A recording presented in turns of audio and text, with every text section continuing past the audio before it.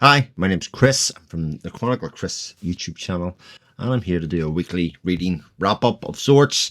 And I haven't done one in a while, and it could just be any week of the year, just kind of talking about what I've been reading, what I've sort of picked up, and what I've kind of got on the shelf, so to speak. The usual stuff we'll start with. I'm drinking. It looks just like a Coca-Cola. It's in a Coca-Cola glass, actually. Just happened to be at a McDonald's. But it's actually, we drop a rum in it. It's got a drop of Kraken rum here. I don't really ever had the dark rum like Kraken. It's beautiful. It's only a small bottle. I'm trying to cut down and all that kind of stuff. And my little treat is it's one of my favourites actually. It's a Turkish delight rosewater kind of taste, covered in chocolate, and I'm a bit of a fan. It's a real treat, and best of all, it's been in the fridge. So I know there's a bit of a controversy around putting chocolate in the fridge. Chocolate in fridge is great. There you go. Get the idea. Yummy. You've probably had Turkish delight before. This one dropped in chocolate and is made by Fry's here, and it's absolutely delectable. Absolutely great. We're going to be just distracted by chocolate overload for a few minutes. I'll also talk about what I've been listening to. And, well, this one I got for my birthday a couple of weeks ago from my son. I'm a fan of this band, but this band isn't really easy to pigeonhole. This is Petro Dragonic Apocalypse by King Gizzard and Lizard Wizard. Great name for an album, great name for a band. Artwork is sensational. It also has like this textured cover, and it kind of makes up for the fact that this should have been. There's 2 LPs inside. So it should have been like a gatefold, but it's not. And as such, a nice textured lizard, dragon of sorts will certainly make up for it. It's beautiful. But it is King Gizzard and Lizard Wizard are a band famous for releasing lots of albums. But more than that, they kind of do different projects, different genres. And this is their second really metal album. And while I'm not really much of a metal hard rock fan, part of the appeal of King Gizzard is that they are very diverse and that they do multiple genres and kind of do the idea of a concept album. And this one's absolutely brilliant. I have to say, while a lot of the tracks by themselves are all very good, how it all fits together instead of an album, it's a good advertisement for the album rather than just single tracks. Great fun, and like I say, there they are themselves. Great fun album. But what have I been reading? Enough of that nonsense. What have I been reading? Well, I'm going to talk about 3 books. None of them are particularly long, hence the amount that I've read. I'll start with Mickey 7, which I actually sort of buddy read with my son, but really it was about going to watch the book or read the book before we went to watch the movie, and we watched that on St. Patrick's Day this week. So we just finished both pretty much the day before reading this. And Mickey 7 is, by Edward Ashton, is very much in the style of someone like John Scalzi, in the style of the very kind of straightforward, I think, sci-fi. Cool idea that doesn't go too long, isn't too long. It's sort of perfect. I think you could probably throw Andy Weir into that kind of mix as well. But Mickey 7 basically tells the story of a guy who's an expendable, that they are set up on a new colony. He is hired as an expendable, which basically says, whenever he dies, they will just regenerate him from proteins, essentially within the base, and that they send him out to do all the dangerous stuff, experimental stuff that they need him to do, with the idea that, he can always be regenerated in the morning, and so that they never have to risk properly valuable lives, if that makes sense, on the expedition. So everybody else there is an expert of some sort, so pilots, biologists, all that kind of stuff. They never have to risk those people for experiments, and they can just use Mickey. And it's very much like a Scalzi novel. It's very much like an Andy Weir. It's just meant to be sort of entertaining sci-fi. It has a quite interesting premise, which I think is always good. And this one has. The main crux of it is that they write one expendable off. He's not actually dead, but they make the next one, and when he comes back, there's 2 of them. It's been done sort of before in some movies and books and stuff like that as well. But this one is sort of interesting. And we also watched the movie. And what I will say, I'll talk about the two of them together because they're both sort of different takes on the same theme. So, like reading the book and watching the movie are sort of different experiences because different events happen in the book. They're sort of about different things, which I think is interesting by a long way. That's very interesting as an idea and as a concept. And while it's not amazing, it's entertaining. The movie's entertaining. It's probably a bit long. In fact, it is a bit long. In fact, like this book and this kind of storytelling is perfect for a 90-minute movie. Hollywood, what the hell are you doing? This should have been a 90-minute movie. Why is it not a 90-minute movie? The whole thing is much worse off for trying to expound upon it and make something bigger, different about it. I get some of the things that Bong Joon-ho was trying to do in it. Very much appreciate him as a filmmaker. But it could have just got it down to this. And I'm not sure about some of the casting, etc. in the movie. But I enjoyed both. And I enjoyed this. Will it make any end of the year book list for me? I mean, absolutely certainly not.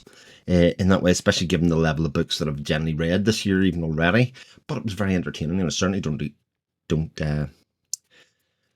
think about my time being wasted. But it was fun, and it was fun to share that experience with my son as well. In terms of he read it and has sort of had a lot of the similar experiences. He found it very propulsive to read through, and sometimes he can be a bit of a slow reader. And this was good for him picking up a different type of book that forced him to read quickly and that he could burn through. So, Mickey 7, Edward Isham, good fun. Would I read another Edward Isham book? Absolutely. It's a good distractive read and nice for a change of pace from some of the bigger tomes that I read. The next one I'm going to talk about is Family Lexicon by Natalia Ginzburg, which is part of the NYRB Classics range. It's something that I've started, myself and my good friend Varsha from Reading by the Reading Mountain decided that we'd start reading through at a very whatever we can fit in sort of pace through the NYRB collections, mainly to get through the idea of reading more translated fiction, and this one is no exception. So it's almost like a non-fiction book in some ways. It's a sort of memoir, and the foreword kind of talks about that quite a lot. So Natalia Ginzburg started off trying to write using fiction style to talk about her family's upbringing and life, but always reverted back to what actually happened as it went through. And that, I think that gives a very strong sense of what the book is and what it should be trying to be about, because she comes from an Italian family around war times, World War II times, and her father's a Jew living in Italy, and they have very strong anti-fascist views. And that sort of is a backdrop to the events of the family. Because it's very much a patriarchal family. The father is the centre of everything that happens in it, but you kind of get to experience each person within the family's lives throughout the book. I don't think there's many like wild things that come out of it, but it is very much an interesting look at their lives, and it's always interesting, if that makes sense. Like Natalia Ginzburg isn't a family name. There are characters within it, so you sort of know some of the direction of where this is going to go in some ways, but it doesn't take away from it. And while I sort of could give you the whole event stuff that happened in the book, because it's not really about spoilers of big events that happen, the normal family life and kind of the way the families drift apart and the people and the characters within it kind of determine what they're going to do in life sets against the background of this changing landscape within Italy and Europe at that time a little further wide, and it just adds that layer of interest, I think, the whole way along. As you can see, I've tabbed quite a lot of this. There's some quite humorous bits in it, as you'd expect from a memoir of this sort. It's not laugh out loud funny or anything, but there are many kind of little occurrences and things that I think add to it in a lot of ways, and I find it deeply entertaining. And because it's not too long, it's the kind of book that, I mean, you'll not burn through this book. It's pretty much the opposite of Mickey 7 in some ways, insofar as that's very propulsive, entertaining. This one's just sort of dipping in and out of people's lives as you go through, but I found lots to enjoy about it, and I'm looking forward to talking to Varsha about it in the near future, whenever it is that we'll settle down and do it. And we'll almost certainly put that conversation up on the channel if you're interested on what Family Lexicon's about. And I would encourage you, if you're at that stage and you haven't read about it and you're interested in reading about it, like, there's nothing really to spoil about it. It'll just give you a flavour of what the book's about, and I do quite like the cover artwork of the book itself. So yeah, looking forward to reading that. And while it was sort of a slower, more thoughtful read, and the ideas that come out of it, especially around kind of getting an idea of what life was like in Europe around that time, especially in Italy, from somebody who grows up in British culture, knows a lot about World War II from that perspective. To finish off the week, I ended up finishing Weird Sisters by Terry Pratchett, book 6 in the Discworld series. And I've been reading a lot of Discworld at the moment to try and catch up with the reading group that's happening on patreon.com at the moment, to kind of say, right, I gotta get up. And I think there is a point where you can burn out on too much Pratchett, because for me, 6 books in, I'm going to enjoy it. It sort of falls into the Mickey 7 category of being not too serious. It's witty rather than hilarious. It's interesting. And I suppose, if anything, this one I really enjoyed because it broadly is themed around Macbeth and the idea of Macbeth. You have 3 witches here, as you can see in the front cover. I mean, these books and these versions are absolutely stunning. I do love them. And the artwork that's on them. I love the little bit of foiling that happens on them as well. But it follows 3 witches and their kind of their way of not interfering in what is the changing circumstances of the royalty within a region, Lancre as it is. Witches don't interfere in political means. You know, they don't do it, but they do find themselves sort of getting embroiled and caught in the middle of it after a king is murdered. Let's say very, very Macbethy, and sort of plays on a lot of the known ideas. If you know Macbeth, you'll get even probably a bit more out of it, but it's not necessary at all, because it's its own self-contained story that goes into it, and it has plenty of like witty kind of observations on both that play and those sort of relationships and the way people view witches and stereotypes and all that kind of stuff that you normally see within Pratchett books. He always kind of get a bigger point that he's trying to make in it, and extremely enjoyable. Like, there's no doubt about it. It's a little bit longer than the other Discworld books, I think, but all of them, like, this is still within under 300 pages, and for this book, and actually my whole read of the Discworld series, some of which I'd read before, I'm doing kind of immersive reads for them all. So I'm doing the audiobook that goes with it, and India Varma does a brilliant job of the different voices that happen within this book. It made it thoroughly enjoyable. I love some of the voicings that happen within this book, and I look forward to the next Witches book for India Varma to jump back in and exist in that world with Nanny Og and Margaret and Granny Weatherwax and loads of great characters, and you sort of do build up a mythology now 6 books in of certain repeating characters are going to be there, here and again. And I even love the twill of the Welsh accent as Huel, etc. is got in here, and the mocking a little bit of Shakespeare and that kind of idea. I mean, there's quite a lot in this that sits beyond just the story that's being told. And I dare say, like, a discussion about this will be very rewarding, although I'll be jumping back on for the next book, which is Pyramids. So that's what I've read.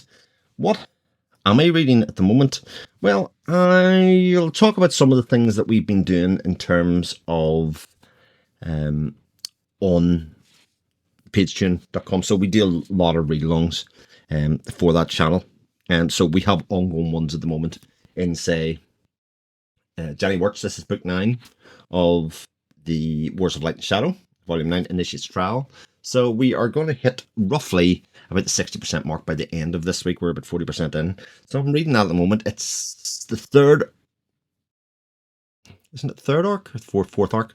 The first book's the Stone Arc. So the fourth arc of this, and each arc occurs around a time jump pretty much, and it kind of has to reset the scene. So it started off quite slowly, but a lot of the events have changing. If anybody hasn't read The Wars of Light and Shadow, I know there's other read-alongs happening at the moment on BellTube and Talking Story and many other channels.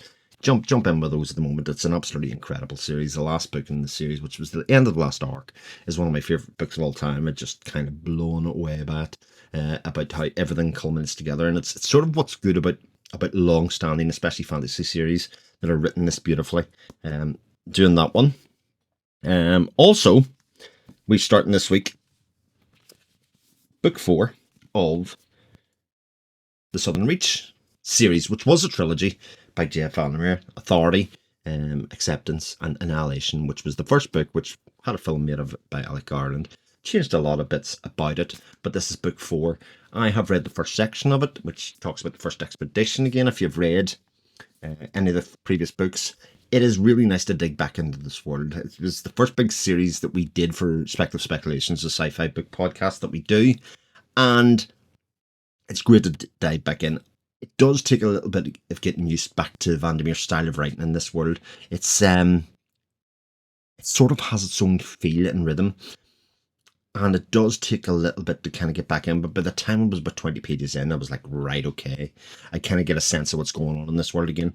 It's great fun. I'm looking forward to doing that. We do about 100 pages at a time, so we'll do this roughly over 4 or 5 discussions on this in the Speculative Speculations podcast. I'll put a link in the description, and you can see some of the other books. We just finished Cloud Atlas. We did Parable of the Sower, Parable of the Talents before that. Lots of great books, lots of great discussions, and actually the idea of group reading like this is something that I'll talk about a bit in the channel, I think, going forward, because it really illuminates an awful lot of my reading. Also, I'm way behind. They're doing a group read of this every week, but they're doing the Malazan series from start to finish. I'm sort of making my way slowly, which is quite nice because it means every time I get to the end of a little section, I've got a podcast episode to listen to, and I can kind of put my own thoughts down. There's also threads in the Patreon forum where I can contribute to discussions on it.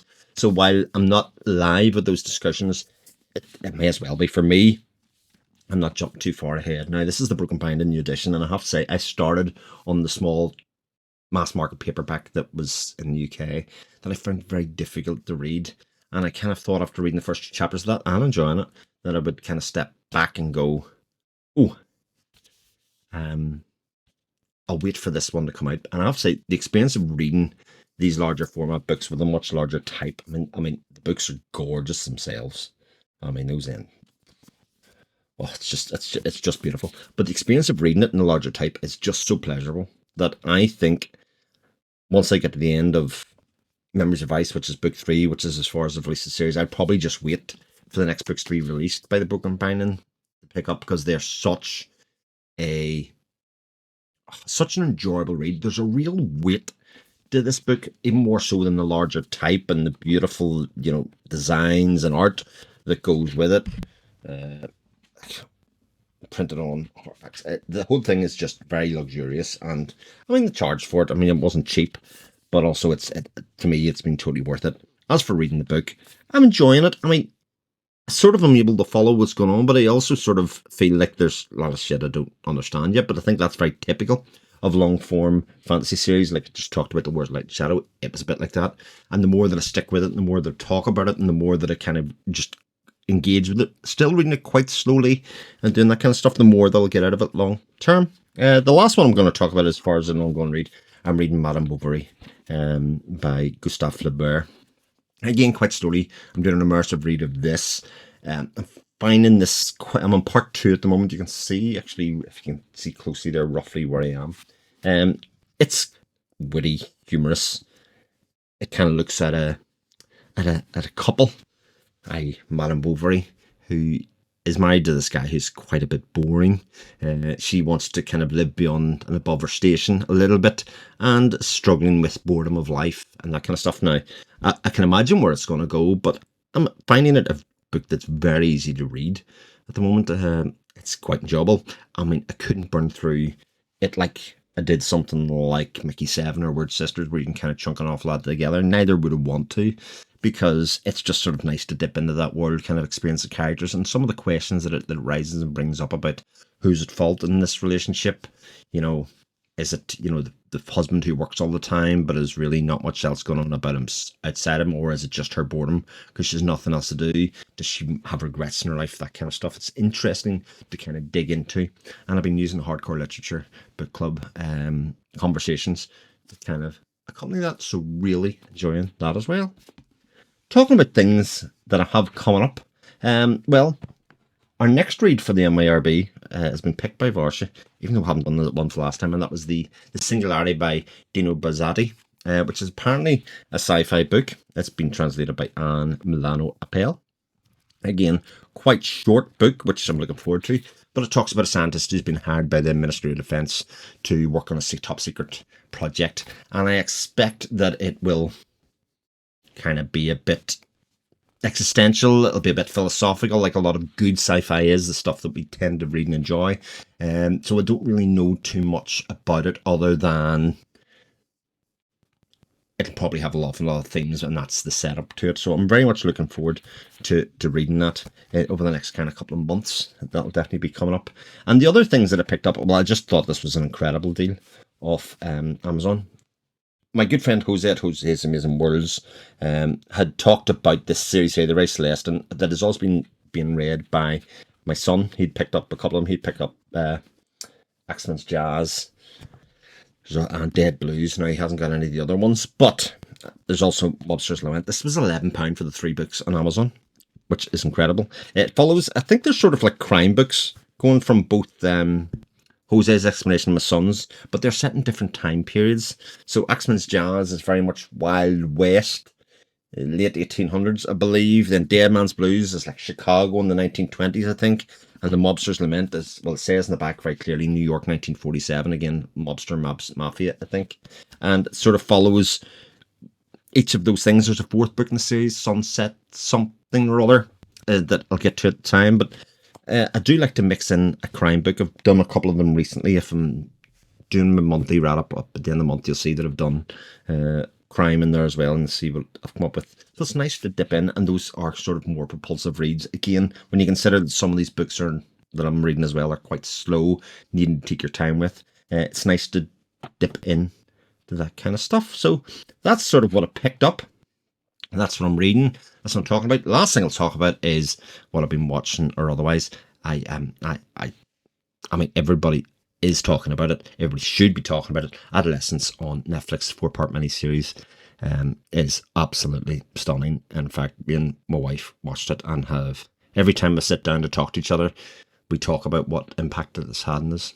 If you're a parent, if you're thinking about being a parent, if you are worried about the state of society today and where it's going, or you're just wondering what the hell's happening in life at the moment, Adolescence is quite possibly the most important TV series that I've seen, maybe in my lifetime, for the kind of issues that it's bringing and talking about to the fore, and the kind of things that people don't want to talk about, mainly because they don't even know what's happening. It is so impactful. It is so important. And if you've seen it, let me know what you think in the comments, because it has left a big mark on both myself, my wife, and I think on how we view our kids, relationship with our kids, and all the rest of it. It is, it's honestly very important. Like, if you've seen any of that stuff, if you've read any of these books, or you just want to let me know what you've been reading, please let me know in the description and the comments. Not in the description, that's for me. Comments is for you, and I'll catch you next time. Okay, take care. All the best. Bye.